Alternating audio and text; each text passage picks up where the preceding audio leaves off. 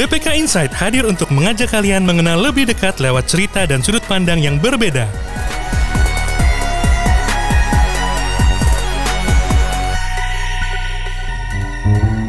Selamat datang di BPK Insight, podcast pembelajaran BPK Korpu. Ya, kali ini kita sudah podcast ke sekian kali lah. Saya nggak hafal juga kan, karena sudah sangat banyak. Silahkan nanti sahabat pembelajar lihat di podcast kita ya.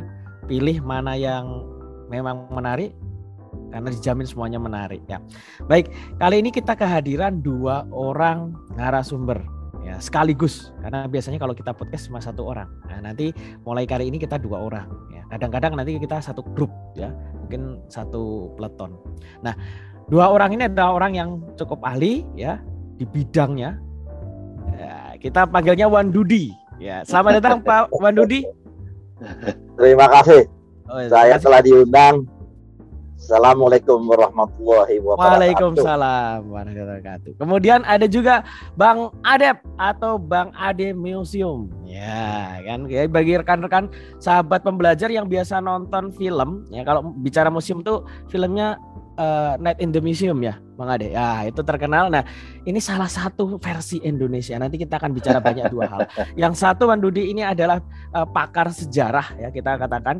Kalau dilihat dari saya lihat di datanya itu beliau lahir sebelum Indonesia merdeka. Jadi beliau mengalami zaman, berbagai zaman. Artinya sebelum Indonesia merdeka dan sekarang udah merdeka 76 tahun. Karena ini momen-momen 17-an. Oke, baik Bang Adep, Wan Dudi, selamat datang di podcast pembelajaran BPKRI. Ini podcast dari BPK ya. Jadi kita sekarang belajar bukan hanya melalui diklat, tetapi kita juga belajar melalui podcast-podcast seperti ini, santai tetapi banyak ilmu yang akan kita dapat. Dan Bang Adep dan Wan Dudi ini termasuk yang sering kita undang di BPK ya.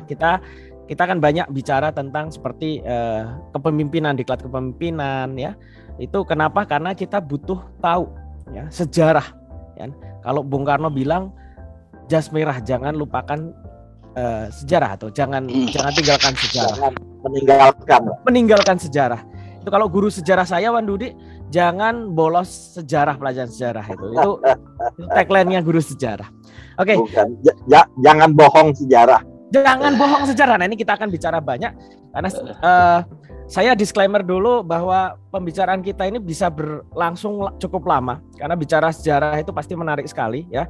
Bagi Anda yang nggak suka sejarah, kali ini Anda harus dengar ya, sobat pembelajar. Kenapa? Anda akan tahu bahwa sejarah itu sangat luar biasa ya. Oke, baik. Wan Dudi, ini dalam perjalanan ya posisi? Iya, betul. Saya menuju tempat sebetulnya. Tempat itu yang saya pikir enak juga untuk kita ngobrol-ngobrol gitu. Saya itu aktivis, saya sejarawan di namanya Yayasan Pembela Tanah Air. Nah ini hari ini nanti jam 10 itu akan ada kunjungan dari UNHAN, Universitas Pertahanan, ke museum itu, ke Museum Peta. Museum yang dulu saya ikut membangun di Bogor ya. Di Bogor. Jadi saya pikir-pikir saya sudah sampai di sana sehingga kita bisa ngobrol berkaitan ya dengan situasi permuseuman gitu ya. Ya. Oke, kita tunggu Wan Dudi. Saya kayaknya perlu juga ini. Tapi ngomong-ngomong bicara tentang museum juga ya. Ini museum selama PPKM ini buka juga ya Bang Ade? Atau Iya. Ada beberapa yang tutup ya. Ada beberapa ya tutup. Tapi kayaknya PPKM ini rata Pak Rusdi. Akhirnya dia tutup secara bertahap. Kemarin sempat dibuka deh sebelum PPKM. Saya lupa istilahnya apa sih, PSBB atau apa sebelumnya atau apa. Iya. Tapi sekarang dalam kondisi ya tutup, nonaktif. Oke. Ada enggak yang kira-kira Bang Adep museum yang coba menggunakan, karena pandemi ini kan enggak bisa dipungkiri, itu coba punya inovasi untuk virtual museum, jalan-jalan virtual museum. Itu udah ada belum? Kalau saya perhatikan awal-awal ya. Awal-awal pandemi itu kan orang kan benar-benar takut keluar, benar-benar parno segala macam, dan situasi sangat tiba-tiba berubah gitu. Jadi sejumlah museumnya Pak Rusdi sempat membuat virtual tour ya Pak Rusdi ya. Saya waktu di IMERI itu terpaksa virtual awal-awal. IMERI itu museum di UI ya Pak Rusdi ya? Ya, museum kedokteran UI ya di Salemba. Iya, ini kayaknya perlu ya memang. Jadi memang virtual ini yang bersangkutan perlu mempersiapkan juga adanya film video ya, atau apalah namanya, sehingga para penonton bisa memanfaatkan gitu virtualisasi daripada museum itu. Gitu. Kalau seumpamanya sekarang di virtual terus kasihan, karena harus dilengkapi dengan bahan-bahan visual yang bagus gitu. Sebab museum apapun juga namanya eksibisi ya nggak bisa tanpa memperlihatkan tata pamer gitu. Iya, oke. Iya. Tapi jadi menarik karena museum harus mempersiapkan gitu suatu virtual expose yang bagus, jadi bisa dipakai setiap saat pada kesempatan yang lain. Ini pendapat saya. Iya. Gimana Pak Adep? Iya. Nah, betul sekali Pak Rusdi. Ya, silakan. Ya, jadi memang mau nggak mau harus ya salah satunya, dan inovasi-inovasi museum kayaknya juga sudah banyak ya. Saya sendiri juga sempat kaget juga, ini gimana, ada enggak nih virtual museum gitu. Oke, tour museum. Oke. Kemudian nah ini kita bicara mungkin kita agak lompat-lompat enggak apa-apa ya, karena namanya diskusi santai di podcast. Ada satu ini cerita nih untuk Wandudi nih kan. Konon katanya itu anak-anak sekarang ini kan sudah bukan milenial tapi post milenial lagi nih anak-anaknya kan. Remaja sudah mulai beranjak. Itu katanya gegar sejarah atau lemah terhadap mempelajari sejarah ini. Ini gimana ini? Ya kan? Saya pikir keterbatasan daripada kontak antara guru sejarah dengan siswa ya, harus yang nomor satu kontak batin ya. Dulu kenapa saya menyenangi sejarah, karena guru saya tuh pandai bercerita. Bayangkan dari cerita itu murid-murid diminta berimajinasi, berhasil karena pandainya bercerita itu. Tetapi kalau anak-anak hanya dipacu karena mereka itu diharapkan nanti akan mengikuti ujian, bahan-bahan yang mestinya bisa imajinatif, ya kan, mereka nikmati gitu, akhirannya gagal dan sekedar hanya untuk mencapai angka bagus di dalam ujian. Ini tidak mencapai sasaran daripada sejarah ini. Sejarah sebetulnya adalah pengalaman imajinatif. Kalau andai kata seorang siswa itu tidak memiliki imajinatif mengenai peristiwa sejarah itu, udah ngacau. Untungnya sekarang ya kan ada bantuan, dukungan visual, ya kan, foto, video apalagi. Jadi cerita dari guru itu bisa lebih lengkap. Cuman visualisasi itu bisa salah jalan karena hoaxnya itu ya. Kalau pendapat saya, kalau Pak moderator lihat di YouTube katakanlah begitu, maksudnya baik ya, anak-anak itu dibawa untuk berkreasi dengan bersandiwara, memerankan tokoh atau apalah namanya gitu ya. Nah, mereka harus menguasai apa menguasai bahwa rekonstruksi sejarah itu seperti apa adanya gitu. Kalau mereka salah, tokoh yang mereka perankan juga jadi ngaco gitu. Iya. Apalagi kalau sumber sejarahnya sendiri sudah ngaco. Iya. Sebagai contoh pengalaman saya mengenai tempat dan waktu ya, itu tidak mudah gitu. Itu belum kepada sosok yang terlibat. Kalau sosok yang terlibat ini juga ngaco, ya udah, itu jadi cerita baru namanya. Rengas Dengklok misalnya, sering dikreatifkan sebagai tempat yang didatangi oleh banyak pemuda. Padahal ketika itu pemuda yang datang hanya Sukarni seorang, lainnya nggak ada. Akibatnya kalau terlalu banyak orang yang baru, ya semuanya salah. Termasuk yang punya rumah itu, keluarga Jauh Kisong itu, yang sekarang ini diwakili oleh anaknya yang namanya Pak Yanto itu. Belum lagi itu dia menyampaikan ceritanya. Alhasil, sejarah adalah kebenaran. Tetapi bahan-bahan hoakis ini itu asalnya dari otak proses neurologis. Jadi itu ya ceritanya sedikit saya singgung. Itu ada lobus otak frontalis ya, part inferiornya sebelah bawahnya, disitulah pusat imajinatif. Jadi seorang yang bercerita di dalam dalam tayangan medsosnya itu, dia bercerita, sumbernya apa? Yaitu sumbernya otaknya itu, khayalnya, kemampuan dia untuk menyampaikan dikembangkan. Sementara pendengar itu secara nggak langsung harus membayangkan, tetapi karena sumbernya juga salah semua. Jadi alhasil kita menjadi penerus, penyebar luas, gedung tularnya daripada penyebaran sumber-sumber yang salah gitu.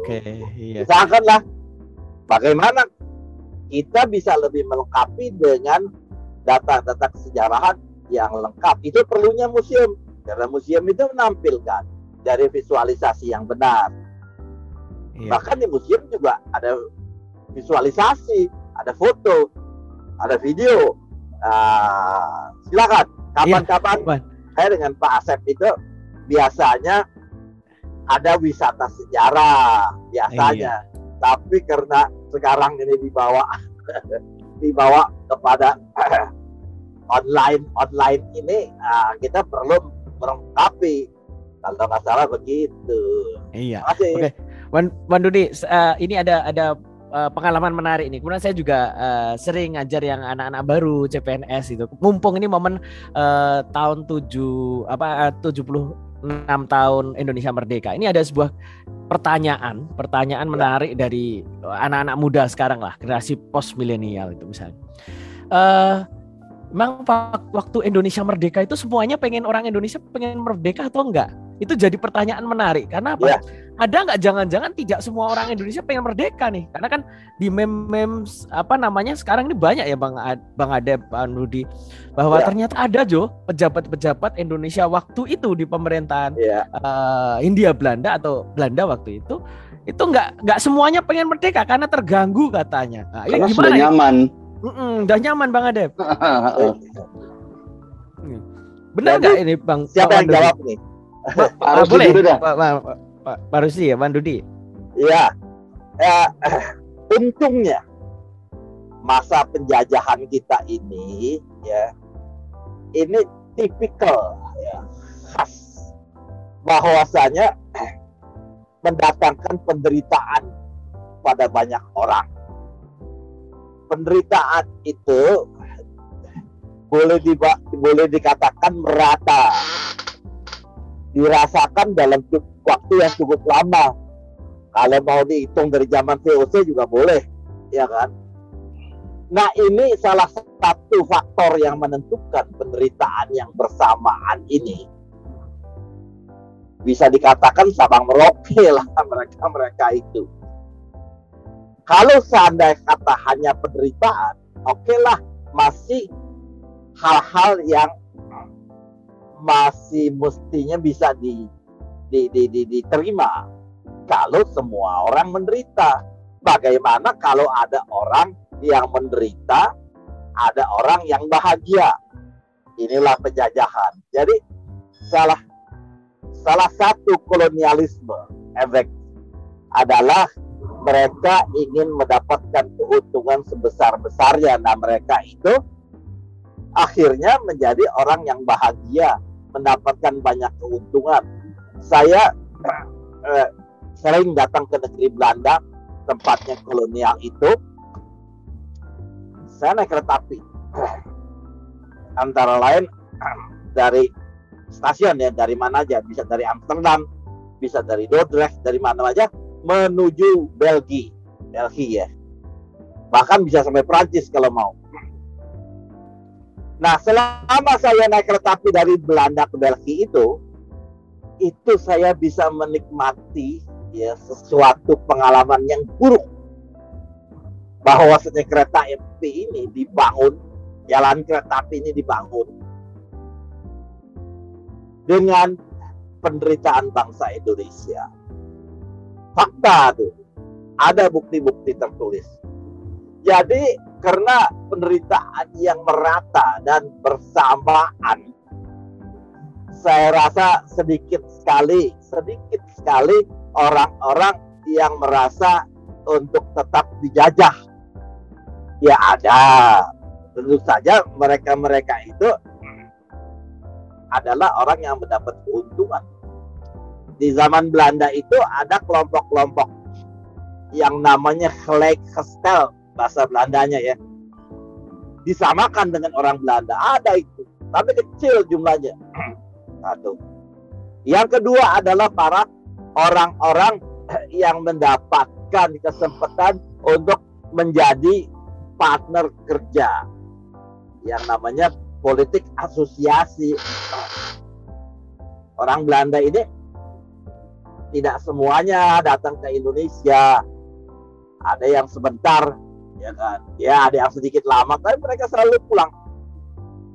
Berbeda dengan di Amerika dan di Australia itu mereka mau menjadi penduduk lama, beranak pinak, ya kan, di Amerika dan di Australia. Tapi di Hindia Belanda ini enggak, mereka datang ini mendapat keuntungan, mencari keuntungan, sesudah mendapat keuntungan mereka pulang ke negeri Belanda, mereka pensiun tuh dengan penghasilan yang mereka dapat itu di hari tua gitu ya. Jadi artinya apa? Orang Indonesia mesti menolong dirinya sendiri.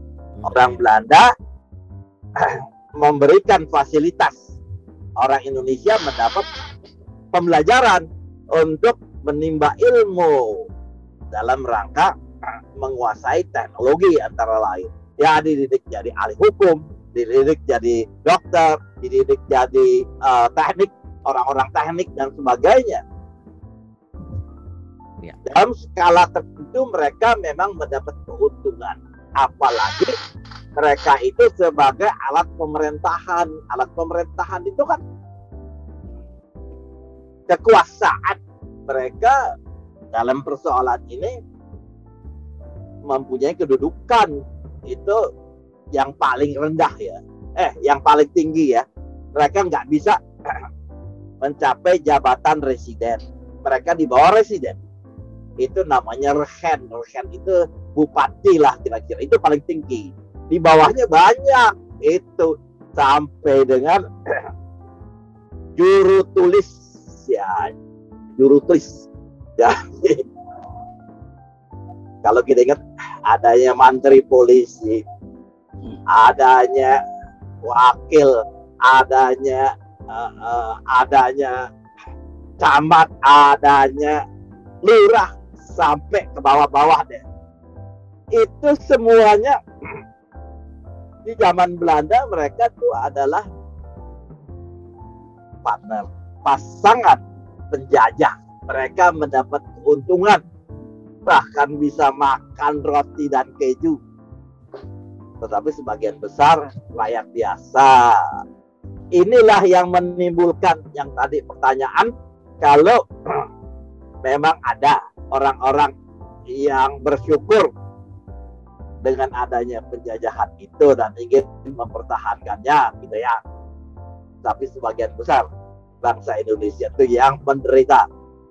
Itu ya. Iya, oke. Ingin merdeka. Iya, merdeka ya. Saya tambahkan dikit ya. Iya, Bang. Periode-periode itu adalah kita bicara tentang apakah mereka merasakan sayang sekali Indonesia merdeka setelah dijajah Jepang gitu. Jadi mereka di zaman Jepang pun menderita. Apalagi mereka yang dituding oleh rakyat dan mereka diketahui adalah antek-antek kolonial gitu kan.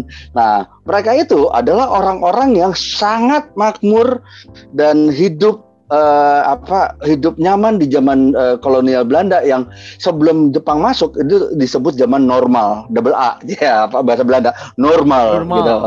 Zaman normal, dan itu adalah periode yang kita sebut sebagai bukan kita, maksudnya orang Belanda sebut sebagai tempo dulu. Jadi penamaan tempo dulu itu sebenarnya identik dengan tahun 1870 sampai 1942. Kalau bagi kita yang sekarang hidup di zaman sekarang ini, tempo dulu adalah jadul, zaman dulu. Ya. Itu tahun 90-an pun kita bilang tempo dulu, musik-musik tahun tahun 90-an, terus atau tempat-tempat wisata tahun 90-an, 80-an, 70-an, apakah itu Binaria, Taman Ria Remaja yang di Senayan, di sebelah MPR DPR itu. DPR. Terus juga yang di daerah Ancol situ, yaitu tadi Binaria atau Sampur segala macam. Jadi periode tempo dulu itu sangat dinikmati oleh pribumi yang bekerja dengan Belanda dan hatinya tuh sangat pro Belanda, dan mereka sangat menikmati dan mereka sangat mengutuki Indonesia merdeka. Jadi menyambung yang apa yang Pak Rusdi bilang tadi, yaitu ada segelintir orang yang benar-benar bisa merasakan hawa bebas di zaman kolonial, tapi mayoritas rakyat Indonesia menderita, tertindas oleh hukum kolonial dan juga sosial politik kolonial Hindia Belanda. Ya, silakan. Iya, oke. Berarti memang. Jadi, mungkin tambahan sedikit Pak. Iya, Bang Dudi. Tadi kita lupa menyampaikan tatanan masyarakat ya. Betul. Belanda itu sosial budaya ya, itu memberikan sebuah peluang. Mereka membuat lapisan masyarakat. Yang paling tinggi itu adalah orang Eropa. Di bawah orang Eropa itu ada golongan Indo. Jadi serentak dia jadi Indo, terus dia jadi Indo. Ya kan, tapi orang yang kulit putih asli Eropa itu paling tinggi. Belanda totok ya harus di bawah Indo itu ada namanya Timur Asing. Ya kan, Timur Asing ini orang India, Arab, Pakistan gitu ya. Asia ya. Cina ya gitu ya, semacam begitu. Itu adalah suku-suku yang datangnya dari Timur Asing.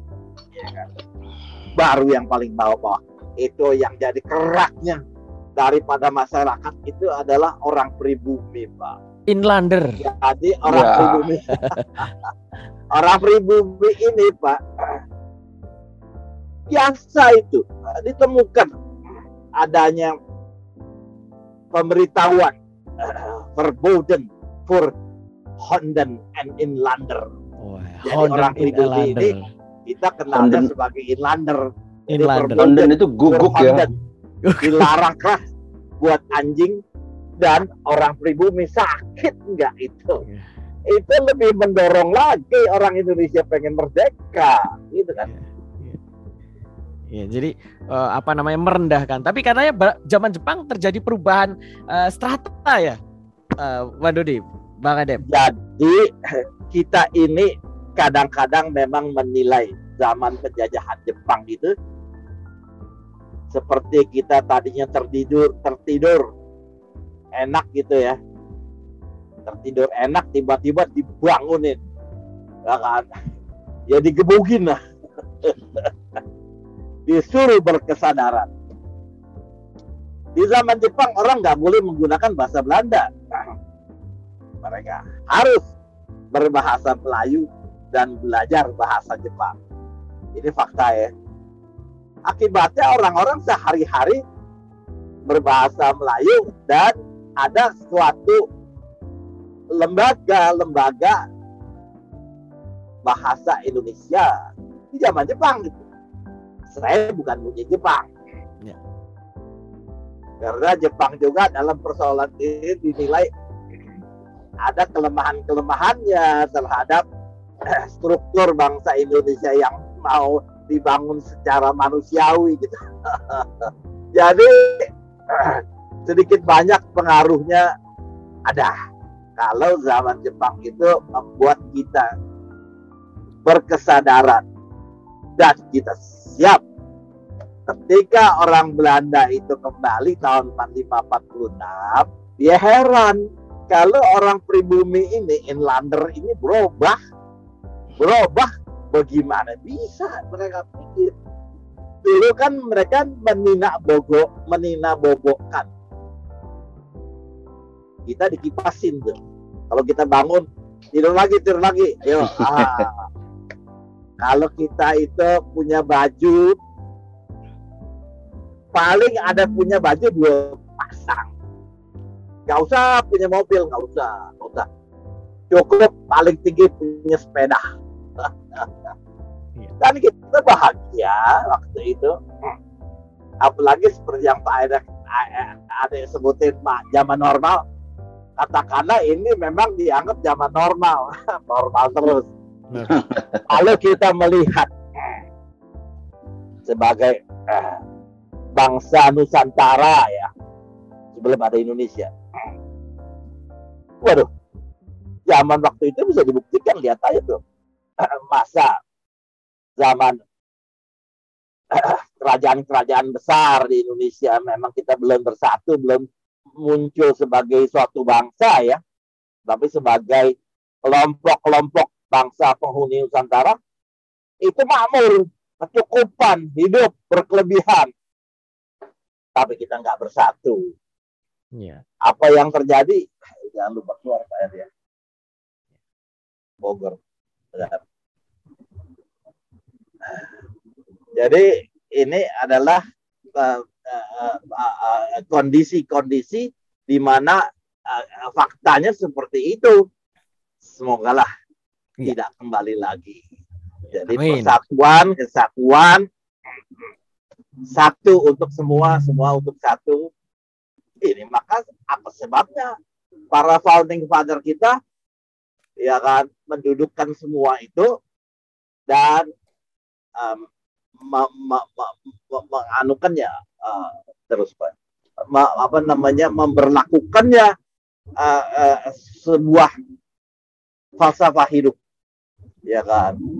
Sebuah pandangan hidup. Bahkan sekarang ini sudah ketentuan hidup. Ya kan? Kan NKRI harga mati kata. Ya, Pancasila itulah. Semoga Pancasila itu menjadi perikat buat bangsa kita. Sabang Merauke. Mungkin begitu, Pak. Oke, Bang Rudi. Nah, ini momen ini kita juga nerima pertanyaan ya. Ada kadang pertanyaan-pertanyaan yang masuk ke saya ini. Ada menarik ini.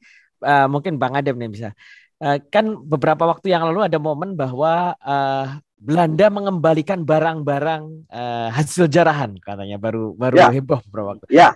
Ini ada pertanyaan menarik ini, kalau barang-barang bersejarah itu boleh nggak sih diperjualbelikan kalau di Indonesia? Ini pertanyaannya berkaitan dengan itu. Bagaimana pengelolaan barang sejarah yang selama ini ada? Karena ternyata barang sejarah itu, bahkan kebetulan saya dari Jogja, Bang Adem, Bang Wandudi, itu dulu candi itu diambilin tuh barang-barang itu gitu ya. Hilang gitu kan. Dan sekarang gimana nih dengan barang sejarah? Gimana pengelolaan barang sejarah di Indonesia? Kalau saya jawab secara tegas ilegal ya. Ilegal gitu ya. Ilegal gitu. Jadi itu kalaupun ada yang membeli itu pasti di pasar gelap. Sama seperti waktu itu kasus di Museum Radio Pustaka ya. yang di Solo. Terus yang akhirnya malah saksinya malah ditemukan di selokan, malah mati saksinya ditemukan tewas di selokan. Jadi ini masalah pelik bangsa kita ya. Jadi itu barang-barang itu dikembalikan oleh Belanda itu kita sebenarnya emang patut mengucap syukur alhamdulillah. Apalagi waktu itu yang dikembalikan itu keris Diponegoro ya.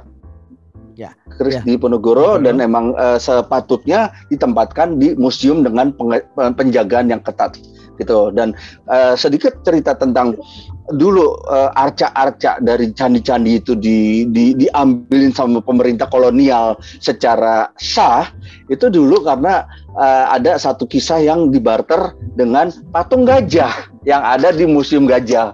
Itu adalah patung milik Raja Siam Chulalongkorn yang datang ke Hindia Belanda dan keliling Jawa selama sebulan lebih kalau nggak salah, dan si raja ini memberikan cenderamata berupa patung gajah. Ternyata ada 2, tapi satu di Singapura gitu. Jadi satu di depan semacam gedung DPR Singapura. Saya kebetulan udah sempat ke sana dan itu lokasi cukup di tengah kota dekat patung Raffles yang putih kan. Patung Raffles di situ kan ada 2 kan, satu putih satu hitam. Nah dekat situ, dan itu sama persis dengan yang ada di Museum Gajah. Nah dan si dari pihak Hindia Belanda itu memberikan balasannya apa? Ternyata mereka memberikan 8 gerobak isi arca-arca dari candi-candi di Jawa Tengah dan dari Yogyakarta. Pokoknya sekitar di Jawa Tengah itulah. Pokoknya jadi ternyata bagi mereka itu sesuatu yang yang biasa aja untuk memberikan barter cenderamata gitu untuk kebalasan kunjungan dari si Raja Siam ini. Mereka memberikan kenang-kenangan gitu loh.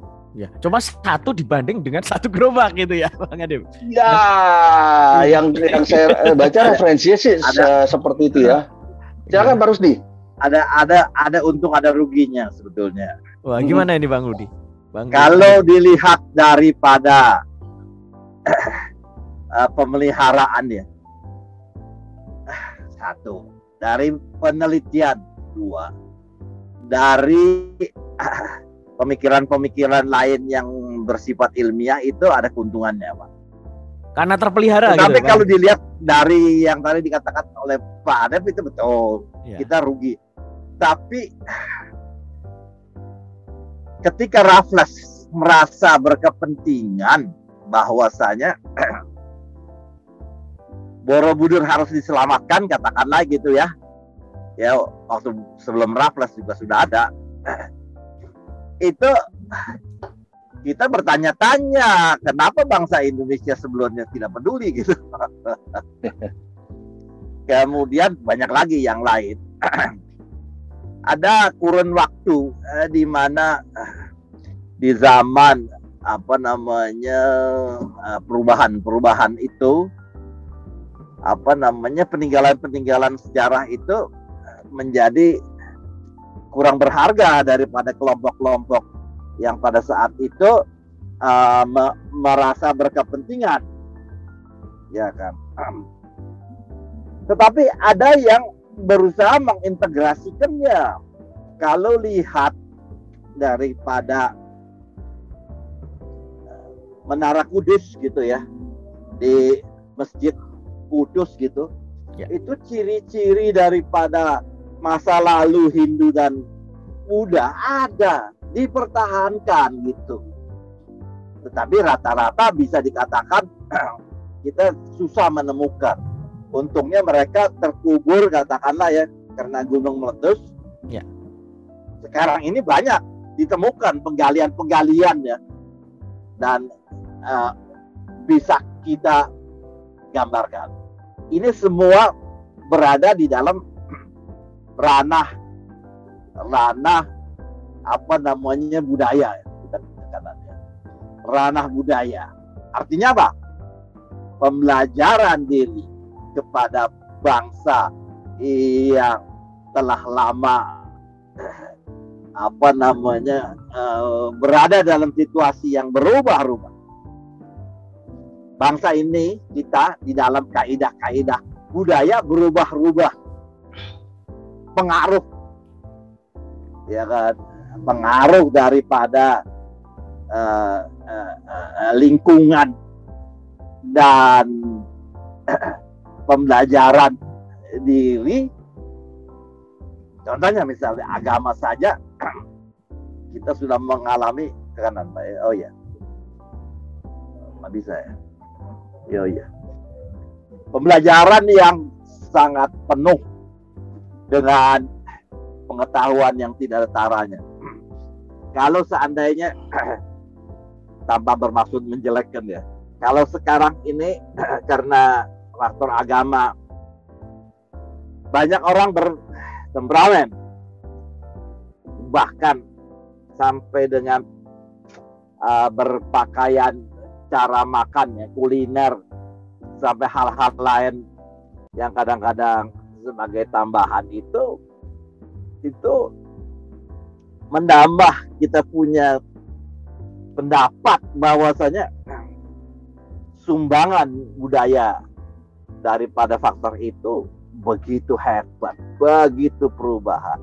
Orang Indonesia ini kita perlu pertanyakan, apa ya kalau tidak bangsa Barat datang, kita mungkin untuk bisa mendapat pelajaran keilmuan, misalnya ilmu sejarah, kedokteran gitu ya. Itu karena sejarah modern kita itu menjadi berkemampuan dibandingkan dengan daerah-daerah, itu fakta itu. Tetapi di samping itu kekurangannya ada pengobatan atau kemampuan daripada pengembangan daripada ilmu kedokteran tradisional hilang sama sekali, hampir nggak ada. Ya masih ada, tapi udah jauh sekali berkurangnya gitu. Saya nggak mengatakan bahwasanya sejarah tradisional itu tidak maju, tidak. Masalahnya tidak dilakukan pengembangan. Orang Cina tuh sukses loh dengan traditional medicine-nya, sehingga ilmu tradisional Cina ya, seperti misalnya tusuk jarum itu diakui oleh WHO bisa mengobati, faktanya tuh. Iya. Di rumah sakit sudah ada nih akupuntur ya. Sekarang udah ya, prakteknya udah di rumah sakit ya. Tapi akupuntur itu kan dari Cina kan? Iya, betul. Padahal di Indonesia juga punya, Pak. Bapak tahu yang namanya keroan. Keroan ya. Pijetan gitu ya. Iya. Enterwin ya, Pak. Yang lain. Enterwin. Itu ada yang namanya apa? Yang dibakar itu. Itu sebetulnya dari Arab ya. Zangra namanya. Zangra. Itu juga udah nggak dilakukan lagi itu. Iya. Banyaklah pengobatan tradisional Indonesia ini yang sudah kita mengacu hampir 100% ke arah barat. Orang Indonesia kalau nggak disuntik, nggak marem. Nggak marem. Pak Dodi, Bang Adep, ini ada pertanyaan menarik sekali kan. Ini ada pertanyaan pertama, ada dua hal ini yang berhubungan nanti. Yang pertama adalah ini baru-baru ini beberapa waktu yang lalu ada perubahan jalan nama nih di Jakarta. Dulu nih namanya Jalan Mada jadi Jalan Kebangsaan. Ya, katanya sekitar Gajah Mada. Konon katanya karena di sana itu dulu menghilangkan jejak bahwa di sana itu daerah pengedar opium. Sama halnya dengan itu kan bagaimana pemerintah punya campur tangan dalam menghilangkan sejumlah informasi untuk menghilangkan persepsi. Sama dengan waktu kasus, masih ingat mungkin ketika narkoba. Kemudian sama kalau di Borobudur itu mungkin Mbak Adep katanya yang apa itu yang bagian bawah itu Kamadatu itu ditutup karena banyak hal seronok, karena tidak sesuai dengan nilai kan. Saru gitu kan. Jadi ada beberapa sejarah yang dianggap tabu oleh masyarakat dan kemudian pemerintah mungkin mempunyai kewenangan untuk mengganti, menutupi atau apa. Nah, sejauh mana sih sebenarnya sejarah antara fakta sejarah ya dan campur tangan lembaga pemerintah atau apa untuk menghilangkan karena tidak sesuai dengan nilai atau apapun alasannya. Oke, kalau saya melihat sih ini adalah perkembangan zaman ya. Kita bicara tadi Gang Madat, pada saat itu Madat itu lumrah. Mungkin selumrah kita ngerokok sekarang. Ngerokok, iya. Walaupun Madat itu sangat ketat dijaga oleh pemerintah Hindia Belanda karena mereka pengen cuan. Gitu, pengen cuan, mereka semacam memelihara cukong-cukongnya untuk menjadi bandar. Nah, bandar-bandar ini diperbolehkan untuk menyalurkan madat-madat yang kualitas itu ya, ece-ece Pak Rusdi ya, untuk rakyat Indonesia itu. Sedangkan mereka yang cukong-cukong yang kaya itu, mereka narkoba kelas atas mengkonsumsinya gitu. Jadi yang menarik ini adalah mungkin Pak Rusdi bisa menambahkan bahwa madat itu sempat juga dipakai pada zaman perjuangan ya Pak Rusdi ya, sebagai alat tukar untuk membeli senjata gitu. Okay. Jadi ya itu ya silakan Pak Rusdi. Jadi ada perkembangan zaman yang mungkin pertanyaannya adalah campur tangan pemerintah ya. Iya. Atau penguasa waktu itulah. Iya. Ya, jadi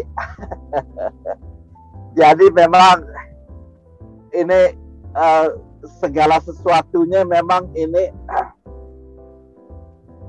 apalagi di alam demokrasi ya. Sampai sejauh mana masyarakat bisa diikut sertakan. Oke. Tentu saja pemerintah punya maksud dan tujuan ya. Ya. Tapi kalau saya pikir-pikir, andai kata demokrasi ini bisa berjalan, jadi jalur legislatif ya, maksudnya gitu ya, usulan-usulan dari masyarakat secara penuh keteraturan bisa memberikan juga sumbangan yang besar. Tentu saja dalam persoalan ini penggantian nama itu ada kepentingannya. Tentu pemerintah juga akan menampung itu dengan baik gitu ya. Tapi pemerintah juga tidak akan memberikan kelonggaran sedemikian rupa sehingga namanya promiskaitas gitu, bebas merdeka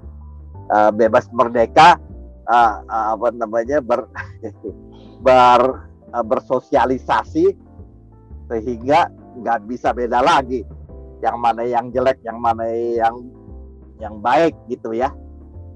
Tetapi ada aturan, ada peraturan, ada cara gitu ya.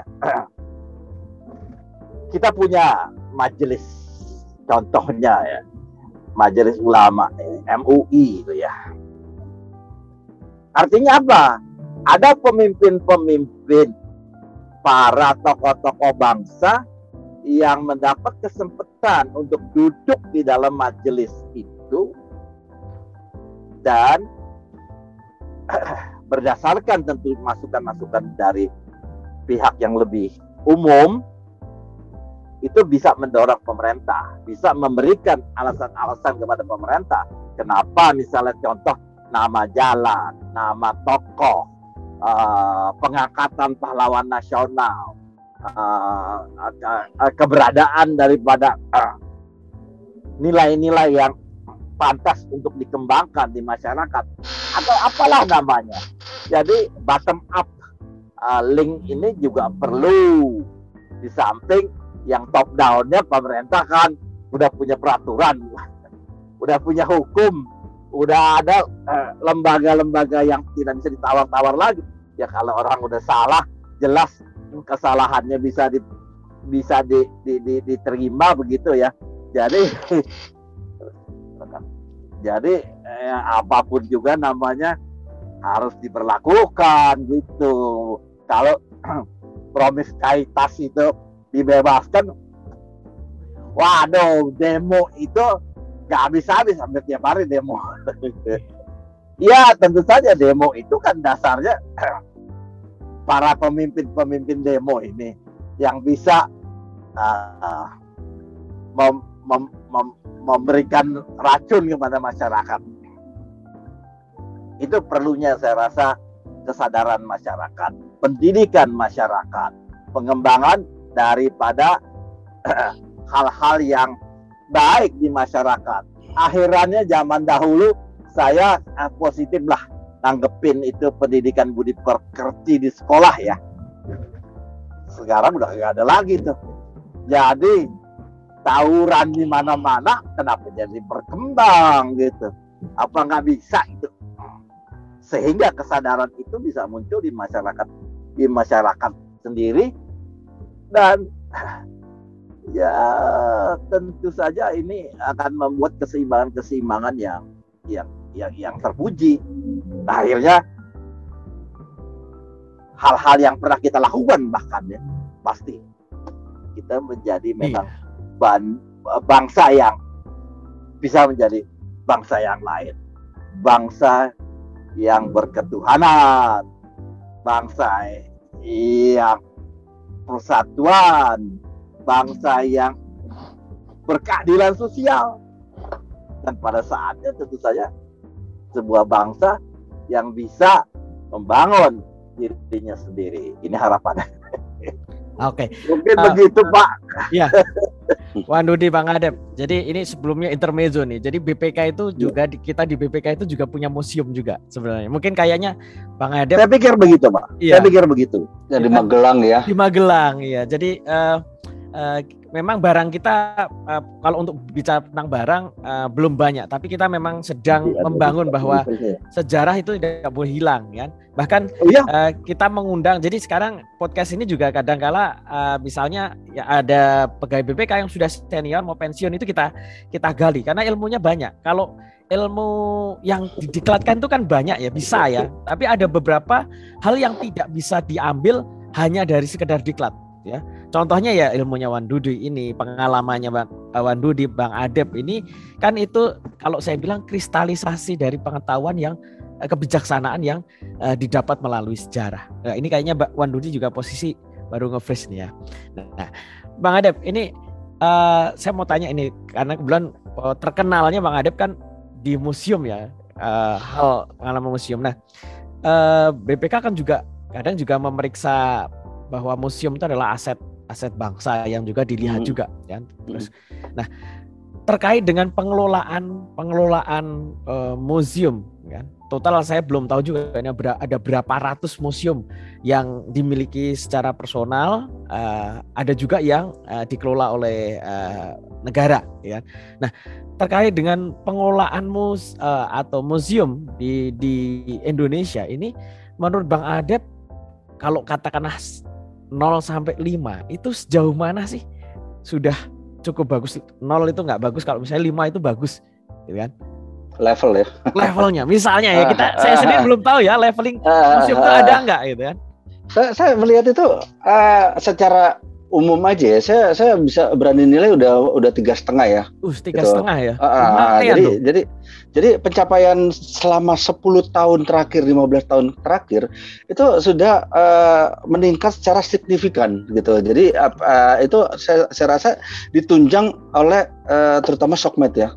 Gitu. Dengan adanya Sokmed, orang saling mewartakan tentang museumnya, tentang kotanya, tentang kulinernya, tentang keadaannya, tentang suasananya, dan terutama pengalamannya. Gitu. Jadi di situ juga museum akhirnya juga bisa berbenah diri dan juga bisa melihat masukan-masukan dari masyarakat. Masukan dari masyarakat dan juga apa yang terjadi di perbincangan di dunia sosial media gitu. Jadi saya melihat itu makin lama museum itu yang tadinya nggak pakai AC sekarang pakai AC gitu loh. Jadi yang tadinya kita waktu zaman SD dulu kita ngerasa aduh gerah gitu, kipas-kipasan pakai buku gitu. Tapi ketika sekarang kita datang ke museum, misalnya taruhlah sebagai contoh museum Sumpah Pemuda. Sumpah gitu. Pemuda. Begitu masuk yang di Jalan Keramat Raya itu, begitu masuk AC, wah segar sekali gitu. Jadi semangat pemudi tahun 1928 itu gitu bisa kita nikmati dengan hawa yang sejuk, hati tenang, dan juga perasaan yang nyaman gitu. Dan habis itu di situ juga ada audionya, ada videonya, ada pemandunya yang cekatan, pemandunya yang ramah, yang punya wawasan yang luas dan bisa memberikan penyajian secara elok gitu. Jadi saya melihatnya ini, wah ini kalau terus kita godok, kita tingkatkan semangat ini bisa maksimal 5. Ini nih level 5 nih. Bisa level 5 itu yang paling pedas ya. Ini kayak PPKM aja Bang Adep. Sudah gitu, turun ini kan kita. Mudah-mudahan gitu. Jadi saya pikir kesadaran dari pengelola museum dan juga peran aktif masyarakat secara langsung dan tidak langsung itu membuat kita semua semakin menuju ke aura yang positif gitu loh, positif dan lebih baik. Dan saya berharap ini kan kita sudah mau tahun politik lagi ya 2024 ya. 3 tahun lagi masih lama, tapi di jalan banyak baliho ya gitu. Penunjuk arah Bang Ade. Penunjuk arah itu. Udah OTW ini sampai mana? Ini baliho yang warna merah, ya. Baliho yang warna kuning gitu kan. Jadi saya melihat semoga perpecahan yang sempat terjadi tahun 2012 ketika Pak Jokowi mencalonkan sebagai gubernur DKI dan kemudian 2014-2019 ini bisa kita redam dan lama-lama kita hilangkan. Jangan sampai ramalan Prabowo bahwa tahun 2030 Indonesia bubar. No way. Ya, jangan. Kita sebagai generasi muda yang ternyata kita udah ketinggalan, kayak Mas Pulung tadi bilang ini udah bukan milenial lagi, ini adalah post milenial. Kalau anak saya itu generasi alpha, anak saya 5 tahun. Nah, bagaimana nasib kita? Kita adalah masih berkutat di zaman kolonial, kita angkatan kolonial gitu loh. Ya, oke. Nah, kembali lagi ini sekarang ini menarik ini fenomenanya. Museum itu sekarang berkembang. Kalau di luar negeri lebih dahsyat saya. Misalnya museum tadi Wan Dudi bilangnya ada museum kedokteran. Kemudian mungkin ada museum keuangan, ya, tentang sejarah keuangan. Bahkan BPK juga ada museum BPK ini tentang sejarah pemeriksaan atau auditing di BPK dari tahun 1947, ya. Nah ini biasanya kalau kemarin misalnya Bang Adi kita undang ke BPK itu biasanya kalau momen kayak diklat kepemimpinan seperti itu biasanya kita ajak ke Magelang, jauh-jauh ke Magelang karena biar tahu sejarahnya kan. Nah, sejauh mana di Indonesia itu perkembangan museum tidak melulu kalau bayangan kita kan museum gajah, museum di Kota Tua itu banyak, tetapi museum-museum yang spesifik ya bidang. Misalnya museum tentang ekonomi. Tematik ya. Tematik sekali itu. Apakah itu juga sudah cukup berkembang? 3,5 tadi, poin 3,5 itu sudah cukup semarak nggak perkembangan museum-museum tematik seperti itu? Oh tentu. Tahun 2000 awal itu kan ada museum yang tentang rokok yang di Museum HM Sampurna Surabaya. Itu udah menyajikan, udah pernah kesana, Mas Pulung? Belum sempat. Wah, itu menarik tuh, walaupun itu mengenai rokok, tapi di sini kita bisa melihat rokok itu juga membangkitkan industri masyarakat rakyat kecil gitu kan, sebagai yang pelinting rokok, bagaimana mereka bisa membungkusnya dengan cepat dan lain-lain. Dan juga ada perkembangan tidak hanya industri rokoknya aja, tetapi ada dampaknya kepada masyarakat sekitar dan dampaknya terhadap kota tersebut gitu. Dan juga ada museum yang tematik juga kalau di Kota Tua yang Museum Bank Indonesia ya, tentang itu tentang finansial di Indonesia gitu. Kenapa dulu didirikan BNI 46 dan ternyata kenapa tetap dipakai adalah Bank Indonesia yang merupakan lanjutan dari The Javaste Bank atau Bank Jawa gitu. Itu menarik juga. Kenapa si Pak Margono orang tuanya Prabowo gitu. Jadi dia bisa dia waktu itu punya andil dalam mendirikan BNI 46 dan juga kenapa kita lembaga keuangannya akhirnya kembali ke The Javaste Bank dan menjadi Bank Indonesia gitu. Jadi perkembangan finansial dan ekonomi kita setelah Indonesia merdeka itu juga patut dicermati betapa kas negara waktu itu kosong. Waktu itu kan Bung Karno, Bung Hatta dan para pemimpin bangsa itu kan dibiayai oleh Sultan, ya kan? Sultan Hamengkubuwono ke-9. Yang gitu, 6 juta gulden itu ya. Gitu. Jadi makanya disematkan sampai sekarang daerah istimewa Yogyakarta dan pemimpinnya selalu Sultan, gubernurnya, ya kan? Sampai sekarang. Kurang tahu gitu. nih tahun, dan kita juga nantinya jadi sultani nggak? Yang beda. Ya pokoknya gitulah. Jadi kita bicara tentang sejarah itu daya fantasi yang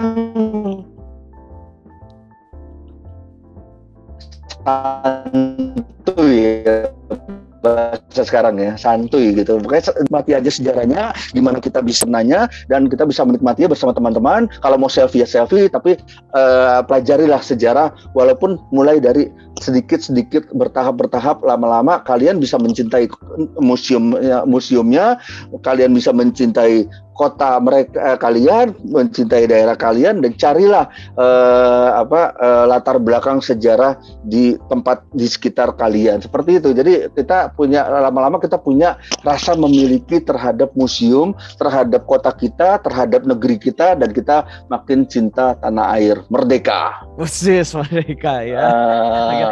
Wah, ini menarik sekali Bang Ade. Jadi benar tadi yang Bang Ade bilang, barusan Bang Ade bilang bahwa bolehlah selfie-selfie, tapi memang benar pengalaman dalam 10 tahun belakang ini saya perhatikan orang datang ke museum atau datang ke tempat sejarah apapun itu foto-foto ya. Betul. Agak beda dengan zaman saya kecil. Saya masih ingat saya itu di kelas 3 SD itu datang ke Museum Kartini, mulai dari Ambarawa sampai Jepara sana, Kartini sampai makamnya Kartini.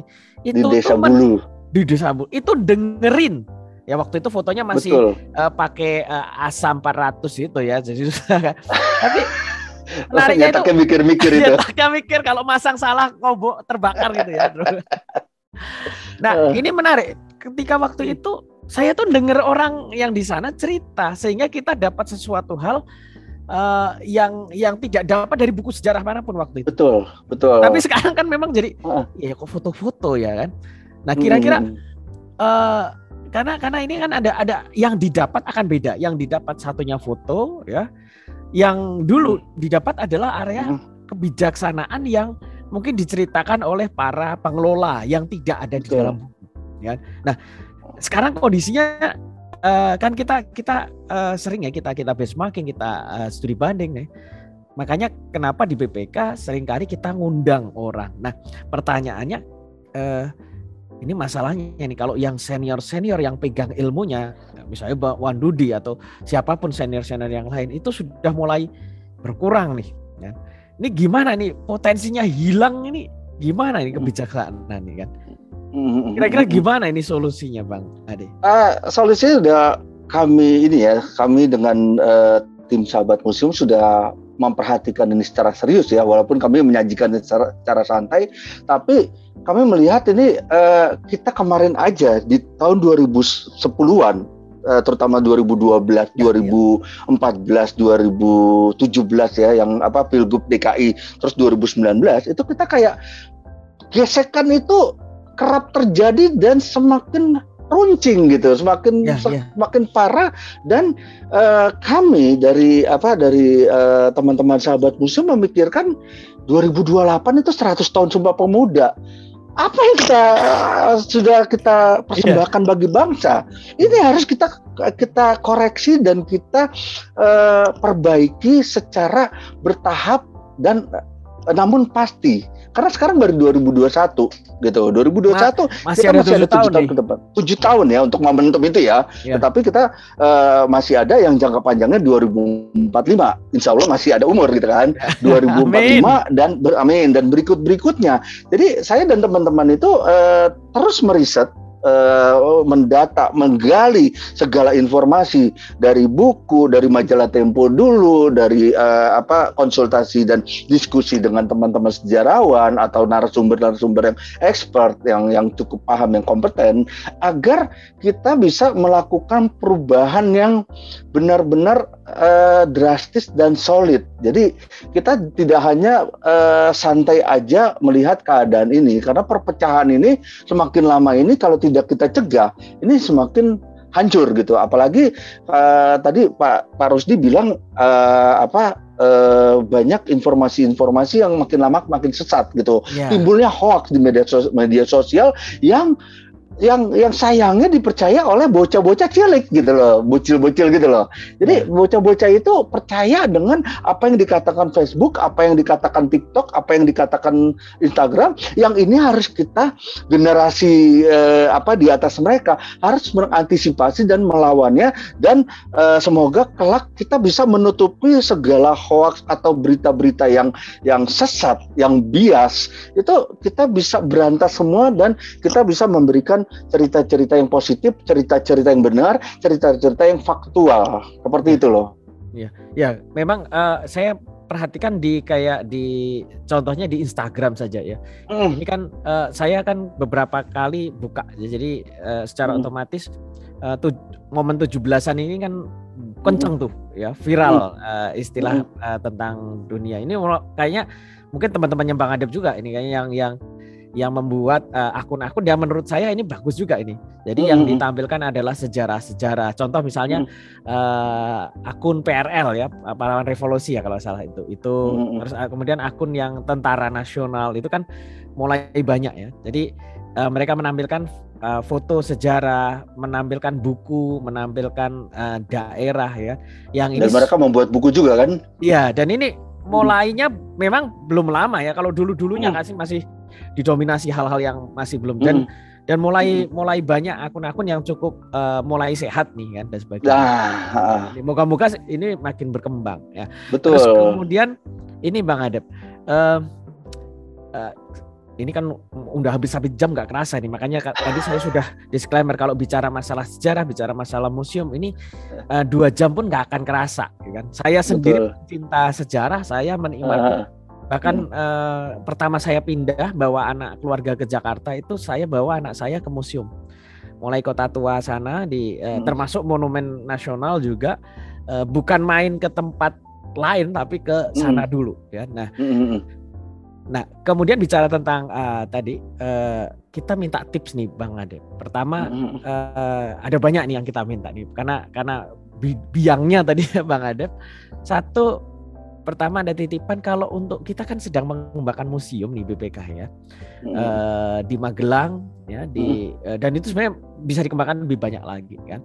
Kira-kira kalau untuk museum-museum tematik ya seperti BPK yang kaitannya dengan pemeriksaan ini, dari pengalamannya Bang Adep dalam mengelola sahabat museum dan keilmuan di bidang itu kira-kira apa yang perlu kita kembangkan nih Bang Adep untuk museum tematik kayak gini? Oke, pertama saya belum pernah ke sana, belum sempat. Waktu itu pernah ke Magelang, tapi sayangnya waktunya fokus ke Borobudur. Dan waktu itu saya risetnya tentang pesawat Jepang Zero yang ternyata masih ada satu-satunya di Indonesia di Museum Dirgantara di Bandara Adi Sucipto. Jadi sedikit intermezzo, itu adalah satu-satunya pesawat Zero yang dulu sangat ditakuti oleh penerbang Amerika karena yang untuk kamikaze itu ya. Betul. Nah, dan yang menarik lagi, kata rekan saya, ternyata waktu tahun 80-an di Papua masih ada 5 atau 4 gitu yang dibeli oleh kolektor dari Amerika di tahun 80-an, dan ternyata tahun 2001 dia dipakai untuk syuting film Pearl Harbor yang Ben Affleck. Itu terbang beneran, yang lainnya animasi. Gitu. Itu ada 4 atau 5 terbang beneran. Nah, jadi kebetulan waktu itu fokus ke sana, intermezzo aja. Jadi karena saya senang sekali dengan masa Perang Pasifik, terutama masa itu masa kesempatan Indonesia untuk merdeka ya, ketika Jepang masuk gitu, dan Bung Karno harus berkolaborasi dengan tentara Jepang, pemerintah Jepang untuk mencapai Indonesia merdeka. Nah, untuk orang bisa enjoy ke museum, pertama adalah ini saya secara umum aja ya, sebagai penggemar turis penggemar vakansi ke museum gitu, untuk berwisata ke museum dan membawa rombongan ke museum. Intinya pertama adalah attitude dari pengelola. Pertama di bagian tiketing mungkin juga security-nya gitu, terus juga dari orang parkirnya. Jadi ketika kita masuk itu kita merasa wah, kita disambut dengan baik gitu. Terus habis itu kita masuk, Terus biasanya orang baru datang biasanya mau ke toilet dulu, ada petunjuk arahnya, toiletnya bersih. Terus sudah selesai toilet, kita masuk, kita sudah bayar, panel-panelnya, displaynya, kita nggak harus muluk-muluk harus video, harus ada videografi atau bagaimana. Tapi intinya sekarang panelnya, terus juga penyusunan alur ceritanya, terus juga deskripsinya, terus kalau bisa ada video-videonya, terus juga kalau misalnya hawanya sudah sejuk gitu, nggak perlu pakai AC kan, karena bangunan dulu kan langit-langitnya tinggi. Gitu. Yeah, itu biasanya kan sirkulasi udaranya juga enak, itu orang enjoy. Terus kalau misalnya ada pemandu yang cakap gitu ya, yang cakap cekatan dan bisa menjelaskan item-item museum dan detail-detail museum itu secara enak gitu, itu saya pikir udah poin plusnya gitu. Jadi tidak perlu yang museum dengan display yang mewah-mewah, yang penting informatif dan juga alurnya jelas. Dan kalau saya melihat contohnya yang simple museum itu yang agak-agak baru itu adalah Museum Multatuli yang di situ Rangkas Bitung. Gitu. Ya ada ya. Itu baru beberapa tahun lalu. Jadi begitu masuk itu ada ada visualisasinya, video apa-apa. Dia sebenarnya sedikit aja, kecil aja, tapi yang menariknya juga dia ada informasi yang lumayan ngepop di ujungnya, sebelum pintu keluar. Di situ ada foto seorang wanita Indo yang ternyata itu adalah ibunya dari Van Halen. Musisi Van Halen gitu. Mereka harus setelah kemerdekaan mereka harus mengungsi ke California. Makanya lahir Eddie Van Halen dan siapa tuh saudaranya gitu, dan mendirikan Van Halen gitu. Jadi ada unsur-unsur yang kita bisa membuat ini berat dan dibuat agak ringan dan ngepop, dan gimana kita bisa memainkan irama dalam penyampaian ilmu pengetahuannya, seperti itu sih secara garis besarnya. Iya.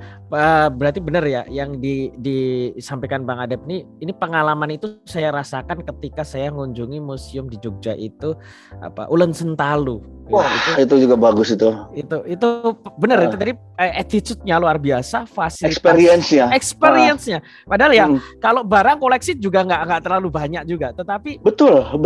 Dan yang menarik adalah pas keluar beras kencur ya. Beras kencur. Sederhana itu kan. Beneran. Itu bagi kita tuh agak sepele ya, maksudnya toh kita juga keluar bisa beli teh botol gitu kan. Bisa beli teh botol atau teh tawar panas gitu, teh manis panas gitu. Tapi mereka menyejukkannya itu secara tulus gitu. Kita jadi ngerasa aduh senang banget sih, kayak kita merasa dimanusiakan gitu kan. Berbeda kan ya.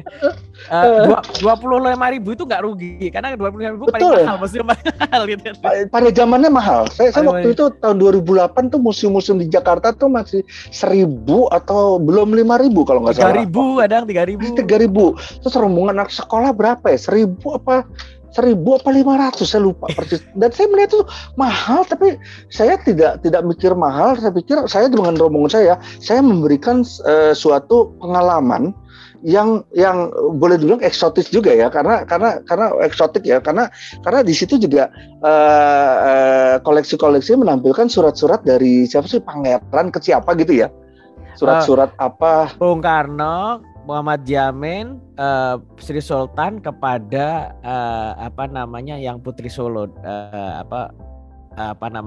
Gusti Nurul bukan? Gusti Nurul ya. Ada surat-suratnya, saya hafal itu kan. Beliau baru wafat beberapa tahun lalu ya. Beliau baru wafat, Gusti Nurul beberapa tahun lalu wafatnya gitu, dan itu kita lihat fotonya cantik nian, ayu sekali ya. Balitanya aja cantik. Ketika senior sudah eyang-eyang itu juga cantik gitu kan. Makanya sampai detik ini masih dicari rumusannya apa namanya itu, ramuannya itu kan. Nah, terus kemudian Bang Ade ya, bicara kayak gini nggak akan selesai 2 hari, 2 malam nggak akan selesai.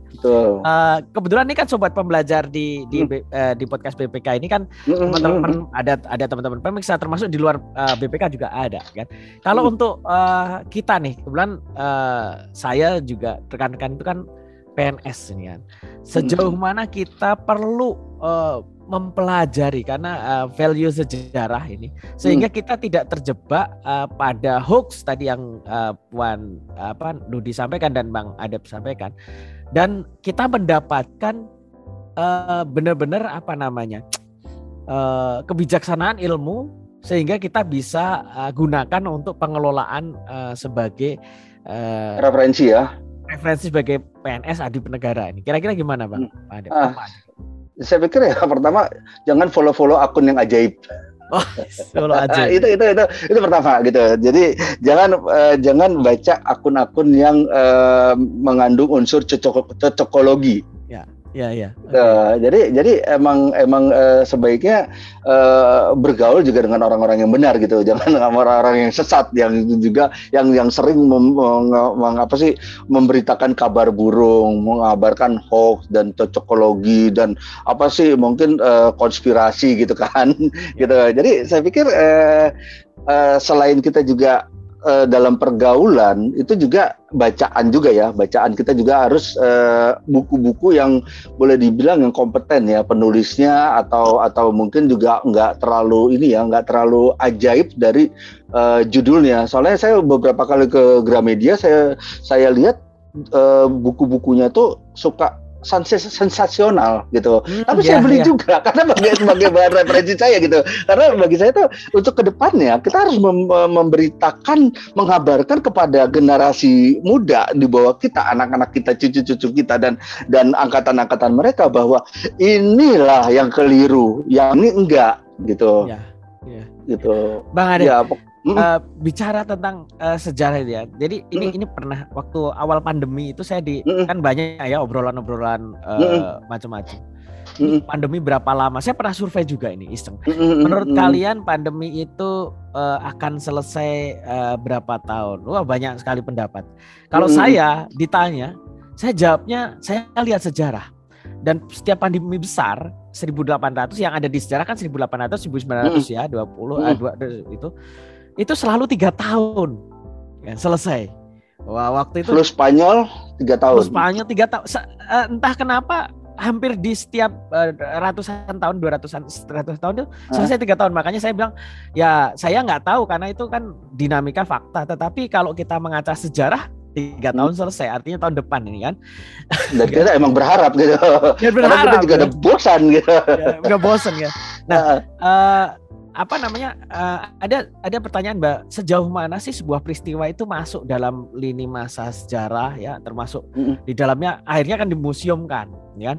Dimasukkan di dalam itu. Dan sejauh mana kita bisa mengetahui bahwa ini memang sebuah value sejarah, ya? Apakah semua peristiwa itu bisa jadi value sejarah, ya?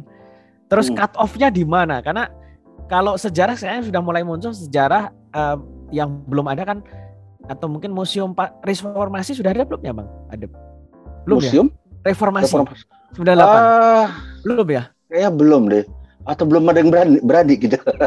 Belum. Karena itu kan penuh kontroversial itu kan. Karena juga pelaku-pelakunya kan pada masih hidup.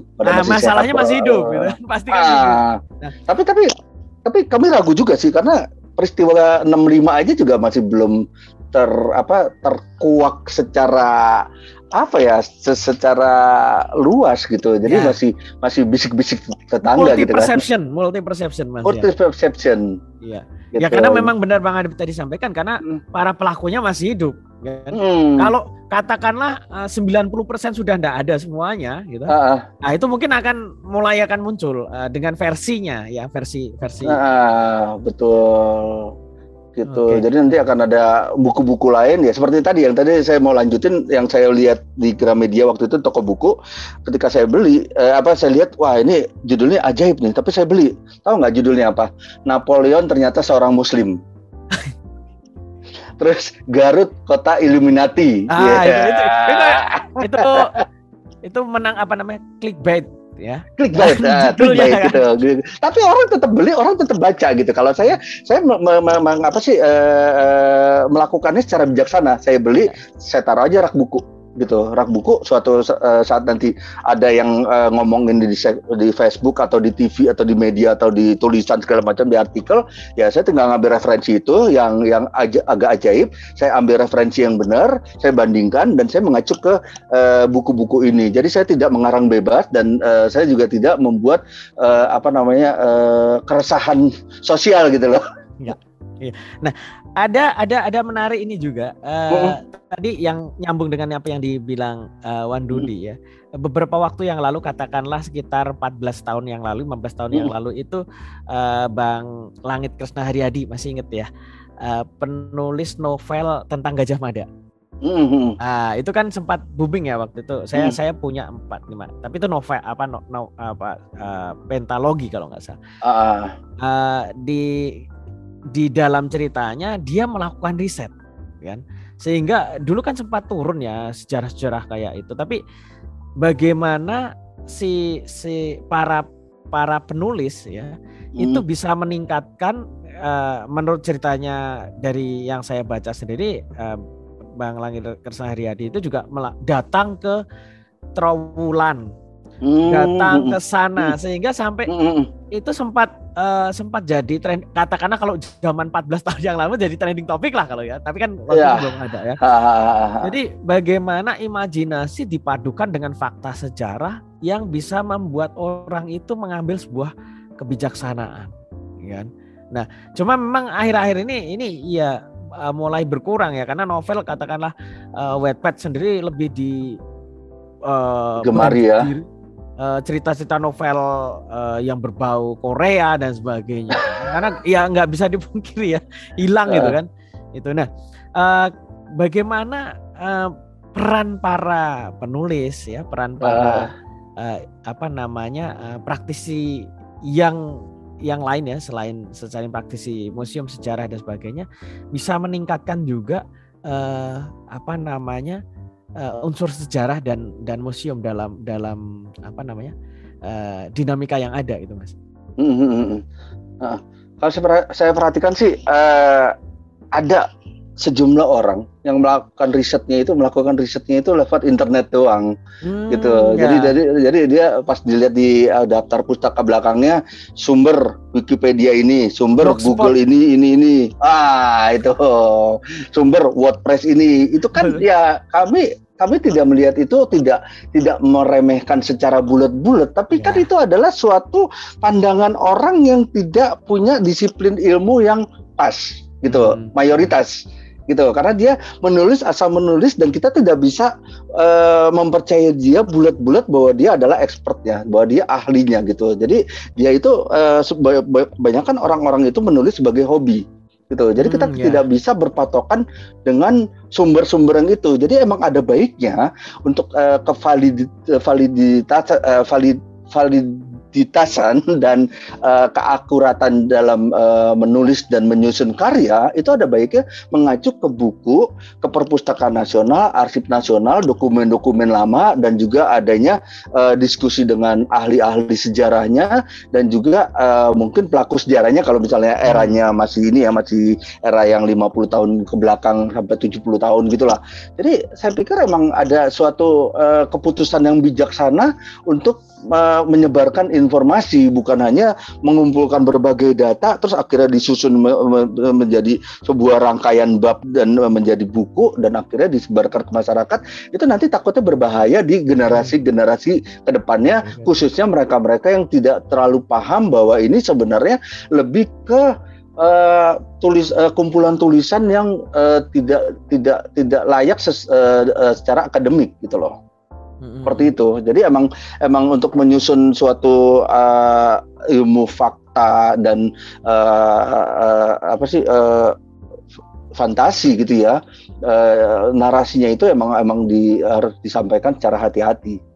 Oke, Bang Adep, ini tadi kan saya minta tips untuk museum tadi, untuk PPK. Nah, sekarang untuk para sahabat pembelajar nih yang mendengarkan podcast kita nih kan. Kira-kira apa atau tips bagaimana kita bisa mendapatkan value ya, kebijaksanaan dari ketika kita belajar di museum. Contohnya misalnya kalau kemarin Bang Ade kan kita ngobrol dengan para pejabat eselon 3 ya. Yang akan menjabat di eselon 3, salah satunya adalah nilai sejarah dikaitkan dengan wawasan kebangsaan dan bela negara. Nah, sekarang untuk secara umum nih, katakanlah PNS atau abdi negara yang lain, bagaimana perlunya mereka mempelajari sejarah, dan kira-kira kita mulai dari mana sih belajar agar kita bisa jadi PNS abdi negara yang diharapkan oleh masyarakat dan negara itu. Kira-kira seperti apa tipsnya dalam konteks sejarah dan kemusiuman? Dalam konteks sejarah ya itu kita kalau misalnya kita mau langsung berkunjung ke museum, kita juga harus meresapi apa yang tertulis di panel-panel itu ya, di apa sih itu yang di ruangan-ruangan itu gitu. Jadi kita juga harus mempunyai daya imajinasi, khayalan, fantasi bahwa pada tahun segini ini terjadi begini. Misalnya sebagai contoh kita masuk ke Museum Perumusan Naskah Proklamasi. Proklamasi ya. Bagi saya tuh museum yang salah satu terpenting dalam perkembangan berdirinya negara Republik Indonesia selain Tugu Proklamasi, tempat di mana Soekarno-Hatta menyatakan kemerdekaan Indonesia pada tanggal 17 Agustus tahun 05. Nah, ini 05 aja udah cukup ini kan, udah menarik untuk didiskusikan karena itu mengacu ke tahun Jepang. Gitu. Ya? Kalau nggak salah 2405, saya lupa persis berapa, pokoknya tahun Jepang tapi disingkat 05. Jadi dengan kita melihat sedikit-sedikit itu, kita juga punya daya imajinasi dan punya untuk menyelidik apakah itu nanti lewat buku sejarah, apakah itu lewat teman, apakah kalau mau simpelnya lewat Google udah ada di tangan gitu. Jadi di situ kita juga jangan langsung mengambil keputusan final bahwa itu kenyataannya seperti ini. Soalnya tentang rumah proklamasi yang di Tugu Proklamasi yang sudah dihancurkan oleh Bung Karno tahun 1960-an itu sekarang kan terbit berbagai macam versi. Salah satunya adalah rumah itu adalah hibah dari seorang Arab gitu kan, pengusaha Arab gitu. Walaupun fakta yang lain yang lumayan valid itu mengatakan rumah itu adalah milik orang Belanda, menir siapa bla bla bla bla, dan sudah pernah ada tertulis di koran gitu, nomor sekian Pegang San Timur 56 kan 56. Gitu. Itu Pegang San Timur 56 adalah punya menir ini, dan kita juga mesti menggali lagi, mencari berbagai referensi kenapa rumah Belanda akhirnya kosong. Ya pasti karena pada tahun 42 orang-orang Belanda itu sebagian kabur, sebagian ditangkepin, sebagian diinternir. Sebagian dibuang sebagai prisoner of war yang ke Burma Siam, membangun kereta api Burma Siam atau Thailand, Myanmar Thailand nama sekarangnya, atau ke Pekanbaru Muaro, atau juga ada yang sebagian diinternir di Cimahi gitu, diinternir di mana-mana, di berbagai tempat di Nusantara gitu. Jadi emang harus banyak referensi dan harus banyak diskusi, harus banyak baca buku atau sosial media mengacu ke website-website yang valid dan dipercaya gitu. Jadi bukan hanya yang cocokologi yang dia punya sisi ini juga ya. Gitu. Jadi apalagi kalau udah ngobrol sama anak kita sendiri kan, kita juga harus memberikan informasi yang benar, jangan sampai anak kita nanti sesat gitu loh. Sesat, iya, oke. Iya, ya, karena memang memang bicara tentang seperti itu tuh kadang nemunya hal yang menarik. Jadi pernah saya satu ketika main ke Museum Dewantara Kitri, ya taman siswa itu ya, di rumahnya Ki Hajar Dewantara itu.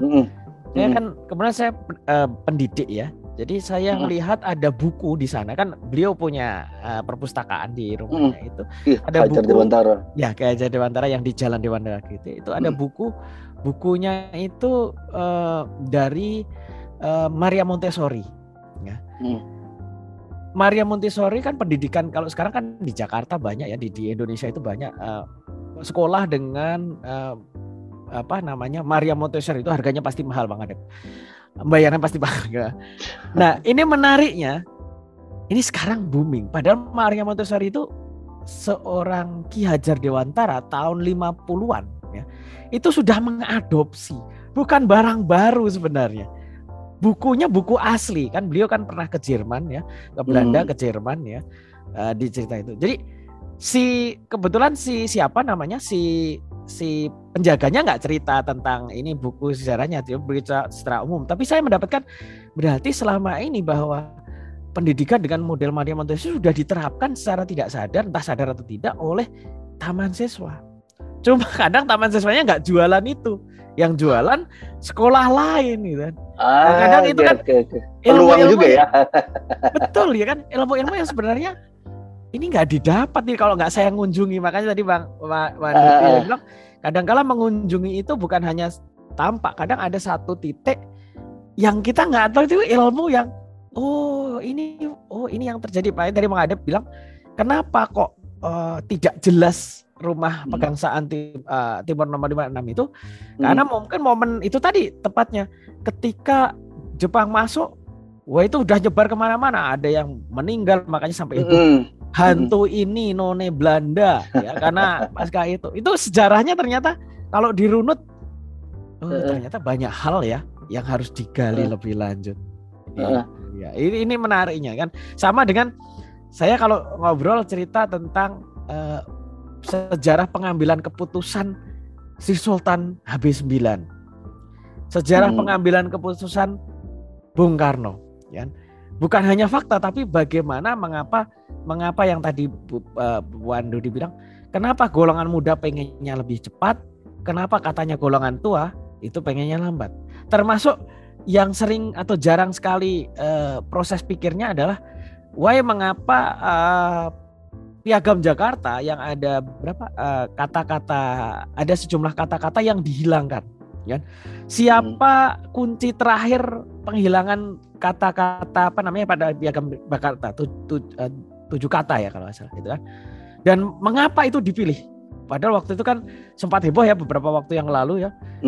Itu 50% lebih panitia yang 9 orang itu semuanya Muslim, kan? Bahkan salah satunya adalah bapaknya Gus Dur, Kiai Haji Wajid Hasyim. Tapi itu sebuah pilihan yang luar biasa. Jadi kadangkala sejarah dalam konteks kebijakan dari sebuah pengambilan keputusan itu gak didapat nih kan.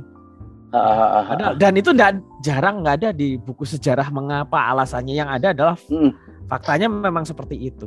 Padahal kita juga perlu belajar dari bagaimana pengambilan keputusan di masing-masing zaman. Mengapa si Sultan memilih untuk seperti itu? Kan? Kemudian si Sultan ini juga ketua BPK Bang Adep. Pernah jadi ketua BPK, makanya cuma kita nggak boleh ngambil produknya artefaknya yang si Sultan, karena itu sudah jadi hak milik Museum Keraton yang ada di Keraton. Oke. Kalau nanti property ada yang properti, kalau M Yusuf, Pak M Yusuf itu banyak di kita bajunya Pak M Yusuf, saya katakan seperti itu. Pak Yusuf kan ketua BPK pada masa itu kan, beliau kan boomingnya karena beliau satu-satunya yang waktu itu Panglima ABRI yang berani menolak Pak Harto. Ya, berani frontal gitu kan dengan beliau. Lain Pak Ali Sadikin juga ya dan sebagainya. Nah, cerita sekaligus fakta itu juga kita pelajari dan itu menjadi salah satu alat untuk pengambilan keputusan kita. Iya sejarah itu. Nah, ini yang pengen kita tahu ini Bang Ade, bagaimana kita juga bisa dapat dengan cara berpikir beliau-beliau sehingga kita bisa ngambil pelajaran. Yang tadi Bang Ade sampaikan bahwa kita harus cari referensinya, ya, bukan hanya satu pihak. Ya mungkin pihak yang multi perception nggak apa-apa ya, pihak-pihak yang lain, tetapi pengambilannya adalah didasarkan pada sekian banyak kajian, katakanlah seperti itu. Oke. Nah, mungkin terakhir Bang Ade, ini udah hampir 1,5 jam, menarik. Nah, kira-kira apa pesan Bang Ade ini untuk teman-teman sahabat pembelajar ini di BPK nih ya. Kita kan juga ngurusin tadi museum, dan itu milik harta negara juga. Kemudian kita juga abdi negara yang butuh juga mendapatkan sesuatu dari sejarah dan museum. Kira-kira apa Bang Ade pesennya untuk teman-teman sahabat pembelajar? Ya, buat teman-teman sahabat pembelajar di BPK ya, galilah terus ilmu pengetahuan dari berbagai sumber gitu. Jadi dan bijaklah dalam memilah-milah informasi dan rangkailah informasi itu menjadi sebuah mutiara permata yang indah buat kita, keluarga kita, masyarakat, anak-anak cucu kita, dan semoga Indonesia makin jaya ke depannya. Jadi Indonesia makin maju dan Indonesia dihilangkan dari segala perdebatan, pertentangan yang nggak perlu. Gitu. Amin. Kita sudah muak dengan pilgub, pilpres gitu. Biarlah mereka yang begitu, kita lakukan apa yang kita sanggup dan kita memberikan kontribusi kepada negara yang kita mampu. Saya pikir itu sebuah tindakan yang kecil tapi nyata dan bermanfaat bagi kita semua. Oke, persiapan 100 tahun Sumpah Pemuda nih ya Bang. 7 tahun mendekati. Ya, terus 500 tahun Kota Jakarta tahun 2027. 2027, 500 tahun. Dan 100 tahun Stasiun Jakarta Kota 2029. Dan ini menarik sekali kalau kita mau lanjut lagi nanti di podcast berikutnya, betapa kereta api itu membangkitkan rasa nasionalisme para penggerak pejuang kemerdekaan kita seperti Bung Karno, Bung Syahrir, Cipto Mangunkusumo segala macam dalam traveling. Mereka berpergian naik kereta, mereka mendapat fasilitas dari pemerintah kolonial. Mereka bisa berlayar dengan kapal KPM, semacam kapal Pelni sekarang, naik kereta, mereka bisa naik autobus, ya, terus mereka saya nyebutnya autobus dan sekarang dipakai oleh PO biasanya. PO adalah perusahaan autobus gitu. Ya itu dari bahasa Belanda, autobus gitu. Tapi sekarang jadi PO Deborah yang ke Depok gitu kan.